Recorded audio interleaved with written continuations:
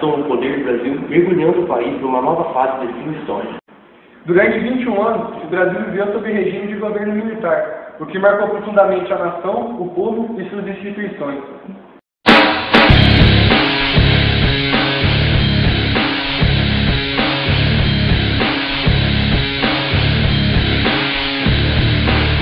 Com a renúncia de Jânio Quadros, em 61, seu vice João Goulart assume a presidência no clima político positivo. Campo, como era chamado, defendia a ideia de reforma de base, com mudanças na agricultura, economia e educação do país. Em seu governo, marcado pela abertura das organizações sociais, João Goulart era tido como responsável pela crise que o Brasil enfrentava, além de ter sido acusado de armar um golpe de esquerda. Estudantes, organizações populares e trabalhadores ganharam espaço. Realmente, os trabalhadores constituíram uma das forças mais vivas e mais atuantes nessa batalha pela legalidade. Trabalhadores, estudantes, jornalistas, povo, todos se confraternizaram nessa luta extraordinária pela manutenção da paz e pela legalidade. E que a São Paulo, aos seus trabalhadores e às forças vivas da produção no estado de São Paulo, nesta hora, as minhas homenagens e o meu apelo para que colaborem com o governo que vai se instalar na República, pois da colaboração de São Paulo e do Brasil dependerá o êxito do novo governo que se instalará sob o novo sistema parlamentarista. Entretanto, suas ações causaram preocupação das classes conservadoras, como, por exemplo, os empresários, banqueiros, Igreja Católica, militares e classe média. Todos temiam magnados do Brasil para o lado socialista. Vale lembrar que, neste período, o mundo vivia o auge da Guerra Fria. Esse estilo populista e de esquerda chegou a gerar até mesmo preocupação nos Estados Unidos, que junto com as classes conservadoras brasileiras temiam um golpe comunista. A tensão aumenta ainda mais quando, em 31 de março de 1964, tropas de Minas Gerais e de São Paulo saem às ruas. Para evitar uma guerra civil, Goulart refugia-se no Uruguai. Agitação nas ruas, instabilidade no ar. O presidente João Goulart é o último presidente civil no poder.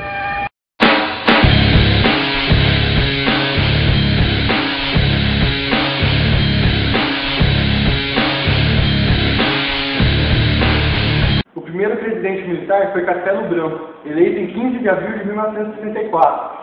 Durante seu pronunciamento inicial, ele havia declarado defender a democracia, mas em seu governo assumiu uma posição autoritária. Em seu governo foi instituído o bipartidarismo, ou seja, somente 2 partidos podiam atuar no Brasil. O MDB, que era o Movimento Democrático Brasileiro, que representava o povo, e o ARENA, que era a Aliança Renovadora Nacional, que representava os militares e que, de certa forma, controlava o primeiro partido.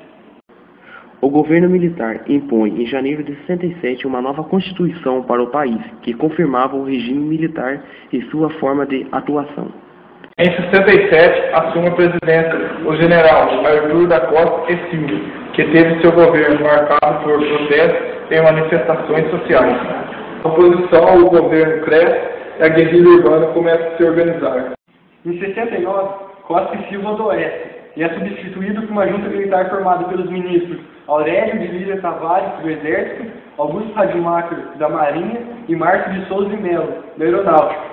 Em 18 de setembro, eles aprovaram uma lei de segurança nacional, que punia com pena de morte ou exílio do país os guerrilheiros que eram contra o regime militar.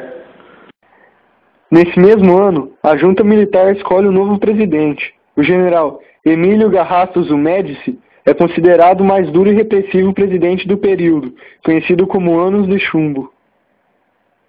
Ele estabeleceu censura às principais formas de expressão artística no país, como músicas, filmes, teatro, jornais e revistas. Além disso, muitos escritores, artistas e políticos daquela época foram presos, torturados ou exilados do país.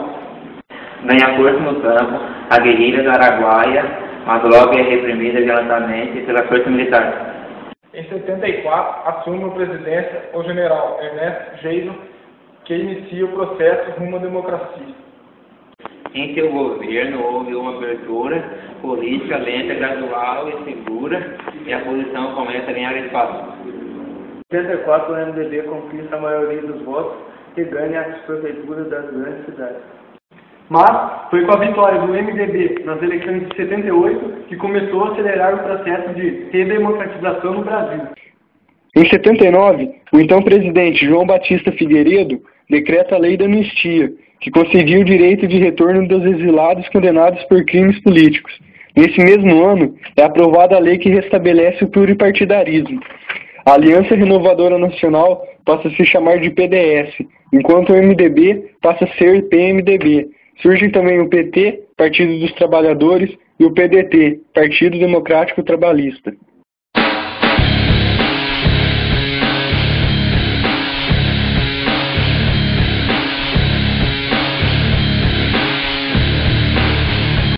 No período que vai de 1969 a 1973, o país crescia rapidamente na área econômica, fato que ficou conhecido como milagre econômico.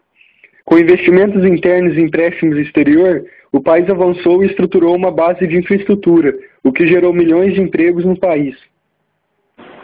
O PIB crescia 12% ao ano, enquanto a inflação beirava 18%. Porém, todo esse crescimento teve um custo altíssimo e a conta deveria ser paga no futuro. Os empréstimos estrangeiros haviam gerado uma dívida externa elevada para os padrões econômicos do Brasil.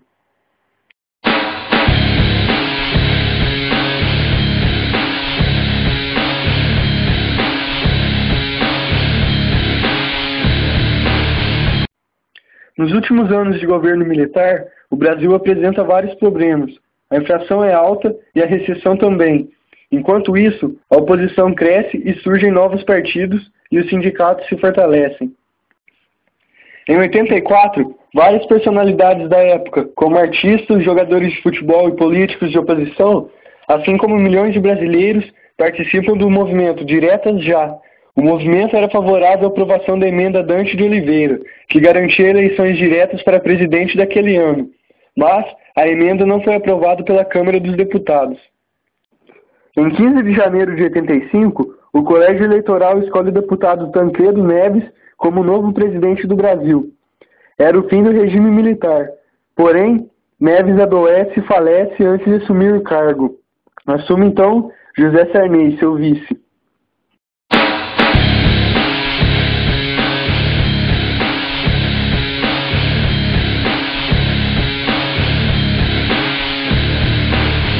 O regime militar foi, sem dúvida, um dos fatos mais marcantes da história do nosso país, marcado tanto pela violência e pela censura estabelecidas pelo governo, quanto pelo acelerado crescimento econômico que o Brasil se encontrou. A crise do petróleo mergulhou o país numa tensão enorme, enquanto pessoas eram torturadas e mortas por se oporem ao governo. Mas, além desses pontos negativos, o período de regime militar nos deixou pontos positivos que perduram até hoje, como, por exemplo, o aumento da produção da Petrobras e a modernização da sociedade brasileira.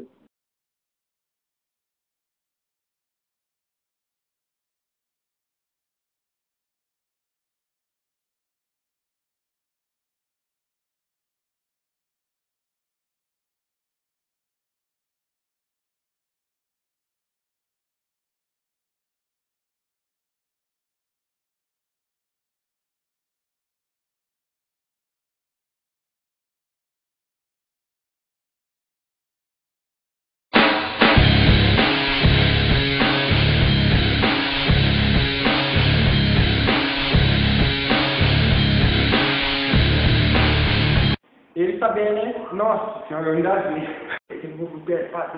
Em 79, a junta militar escolhe um novo presidente. Emílio Garrastazu Médici é considerado o mais duro e repressivo presidente do período, conhecido como Ano de Junho.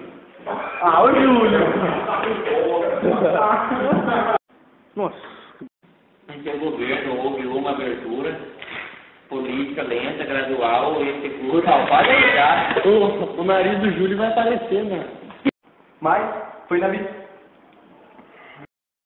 Foi na 98.